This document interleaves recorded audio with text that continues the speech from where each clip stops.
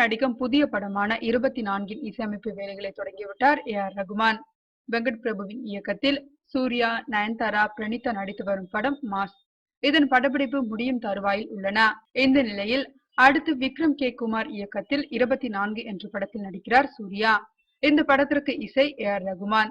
ஜில்லுன்னு ஒரு காதல் படத்திற்கு பிறகு 9 வருடங்கள் கழித்து சூர்யா படத்திற்கு AR ரகுமான் இசையமைப்பது குறிப்பிடத்தக்கது. ஏற்கனவே இந்த படத்திற்கான இசைப்பணியை AR ரகுமான் தொடங்கிவிட்டார்.